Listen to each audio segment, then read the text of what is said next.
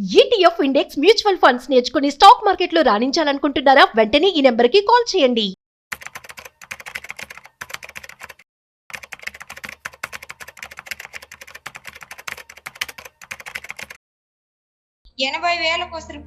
మా పిల్లల టీసీకి వస్తే స్కూల్ ఓపెన్ అయింది, అమ్మోళ్ళ ఇంట్లో చేరుస్తామని వచ్చినాను. టీసీ చింపేదానికి చూసినారు. టీసీ చింపేస్తారని వేసి పట్టుకుంటే శారీనంతా లాగి తీసుకెళ్లి చెట్టు కట్టే ఇంటి ముందరే రోడ్డు పక్కనే నా కొడుకు పోయి కాళ్ళు పట్టుకున్నాడు. చూశారు కదా ఈ వీడియో. అప్పు తీర్చలేదని చెప్పి 80,000 రూపాయల కోసం అప్పు ఇచ్చిన వ్యక్తి చెట్టు కట్టేసి మరీ కొడుతున్నాడు. ఎంత బాధాకరమైన విషయం మనం చెప్పుకోవాలి కదా. ఒకవేళ అప్పు కనుక వాళ్ళు టైంకి తీర్చలేదు అనుకోండి, సో లాస్ ఉన్నాయి, రూల్స్ ఉన్నాయి, ప్రాపర్గా ఫాలో అవ్వచ్చు. కానీ ఇట్లా అన్యాయంగా చెట్టు కట్టేసుకోవడం అనేది చాలా ఘోరమైన విషయం అని చెప్పుకోవాలి. సో మీరు కనుక అప్పు కనుక ఇచ్చినట్లయితే ఎటువంటి ఇబ్బంది పెట్టమాకండి. మానవత్వంతో అందరం కూడా బిహేవ్ చేద్దాం.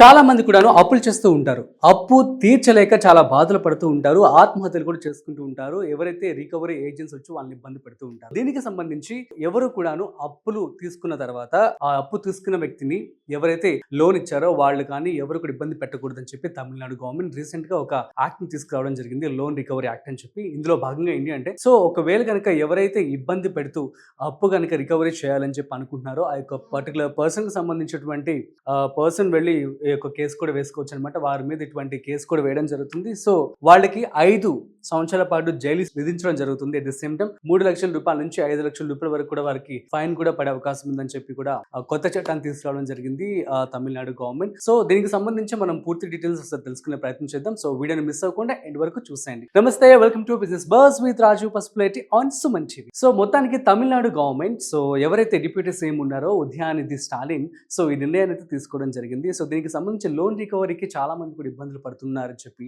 అండ్ దీని ద్వారా ఆత్మహత్య కూడా చేసుకుంటున్నారని చెప్పి కూడాను ఎక్కువ కేసులు నమోదు కావడంతో సో అక్కడ ఉన్నటువంటి పీపుల్ అందరూ కూడాను వెళ్ళి ఈ యొక్క అప్లికేషన్ పెట్టుకోవడం జరిగిందనమాట. సో దీనికి సంబంధించి 2024లోనే ఆమోదం తెలిపింది తమిళనాడు గవర్నమెంట్. కాకపోతే ఇప్పుడు ఏంటి అంటే అది ఇంకొంచెం అమల్లోకి వచ్చిందని చెప్పుకోవాలి. సో ఎవరైతే లోన్ రికవరీ ఏజెంట్స్ ఎవరైతే అప్పు తీసుకున్న వాళ్ళని ఇబ్బంది పెడుతూ ఉంటారో వాళ్ళ మీద కఠినంగా 5 సంవత్సరాల పాటు జైలు శిక్ష కూడా విధించే అవకాశం ఉందని కూడా వారు తెలియజేయడం జరిగింది. అయితే ఒకసారి మనం డీటెయిల్స్ లోకి వెళ్దాం. ఒక బిల్ ని ఏప్రిల్ 26న ప్రవేశపెట్టడం జరిగిందనమాట. సో కాకపోతే ఏంటి అంటే అఫీషియల్ గా ఇప్పుడు so RN Ravi, governor of Tamil Nadu, so తాను దీనికి సంబంధించి ఆమోదం కూడా తెలపడం జరిగింది. దీని ద్వారా ఏంటి అంటే మనము ఇబ్బందులు ఎవరైతే లోన్ రికవరీ ఏజెంట్స్ చాలా ఇబ్బంది పెడుతూ ఉంటారు కదా, వారి ద్వారా లోన్ తీసుకున్న వాళ్ళు చాలా ఇబ్బందులు పడుతూ ఉంటారు. అండ్ ఆత్మహత్యలు కావచ్చు, తర్వాత బర్డెన్ కావచ్చు, ఇవన్నీ కూడా తగ్గుతాయని చెప్పి అనుకోవచ్చు. అండ్ దీనికి సంబంధించి ఎటువంటి ఇబ్బంది కలిగించకూడదు. ఎప్పుడైతే పర్సన్ లోన్ తీసుకున్న వ్యక్తి కడతాడు అనుకుంటున్నాడో సో అప్పుడే కట్టించుకుంటే బెటర్ అని చెప్పి కూడా వారు చెప్పడం జరిగిందనమాట. సో ఈ విధంగా యొక్క కొత్త రూల్ అయితే తమిళనాడు గవర్నమెంట్ పాస్ చేయడం జరిగింది. సో మన గవర్నమెంట్ కూడా ఇటువంటి రూల్స్ కనుక పాస్ చేస్తే ది బెస్ట్ అని చెప్పి అనుకోవచ్చు. అండ్ సో ఇప్పటికైతే ఇది ఒక మంచి విషయం అని చెప్పుకోవచ్చు, లేటెస్ట్ అప్డేట్.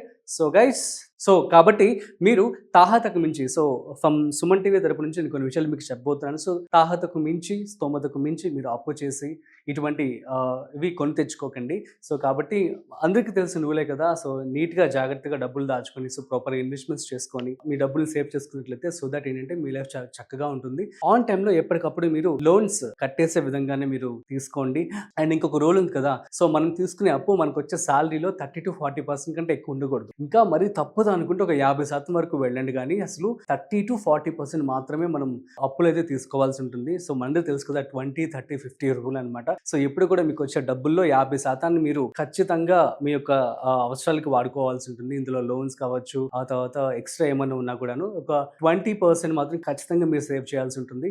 ఒక 30% మాత్రం మీరు మీ యొక్క నీడ్స్, గ్యాడ్జెట్స్ కావచ్చు, సో క్లోత్స్ కావచ్చు, ఇటువంటి వాటికి మీరు ఖర్చు పెట్టుకోవాల్సి ఉంటుంది. సో ఎప్పుడైతే ఒక ప్రాపర్ ప్లాన్ కనుక మీరు ఫాలో అవుతారో so that you can live healthy and wealthy life అనమాట.